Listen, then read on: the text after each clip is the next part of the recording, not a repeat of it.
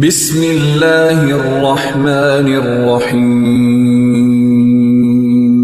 نحمده ونصلي ونسلم على رسوله الكريم وعلى آله الطيبين الطاهرين وعلى أصحابه أجمعين أما بعد فأعوذ بالله من الشيطان الرجيم بسم الله الرحمن الرحیم۔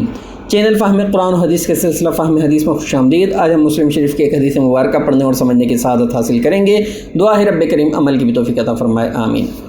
عن ابی قتادۃ الانصاری رضی اللہ تعالی عنہ ان رسول اللہ صلی اللہ علیہ وآلہ وسلم سئل عن صوم الاثنین فقال فیہ ولدت وفیہ انزل علی او کما قال النبی صلی اللہ علیہ وآلہ وسلم۔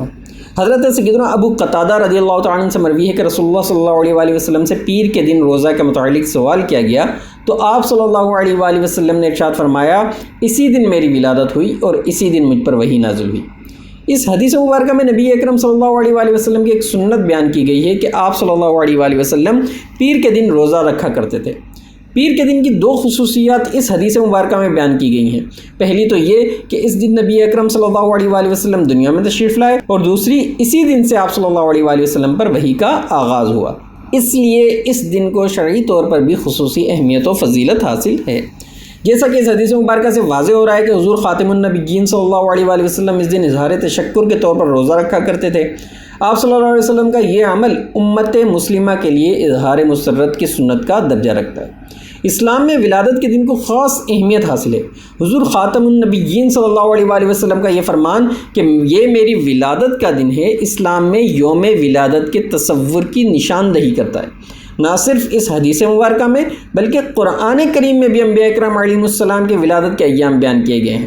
ارشاد باری تعالیٰ ہے وَسَلَامٌ عَلَيْهِ يَوْمَ وُلِدَ وَيَوْمَ يَمُوتُ وَيَوْمَ يُبْعَثُ حَيًّا، اور اس پر سلامتی ہے جس دن وہ پیدا ہوا اور جس دن مرے گا اور جس دن وہ زندہ کر کے اٹھایا جائے گا۔ اس آیت مبارکہ میں اللہ تبارک و تعالیٰ نے حضرت یحییٰ علیہ السلام کے یوم ولادت، یوم وفات اور دوبارہ اٹھنے کے دن پر سلامتی بھیج کر ان ایام کو خصوصیت عطا فرمائی ہے، اور اس سے پتہ چلتا ہے کہ اللہ تعالیٰ کے نزدیک اپنے پیغمبروں کے ایام ولادت کی کتنی قدر و منزلت ہے۔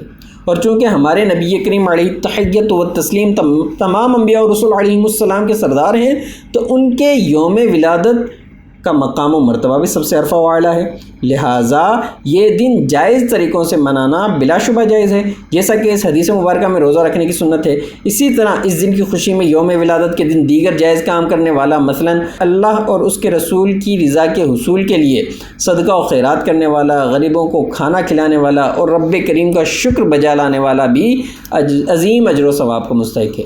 امام قسطلانی علیہ رحمہ مواہب اللدنیہ کی جلد اول میں فرماتے ہیں کہ اللہ اس شخص پر رحمت فرمائے جس نے ماہ میلاد کی ہر رات کو عید کی طرح منایا۔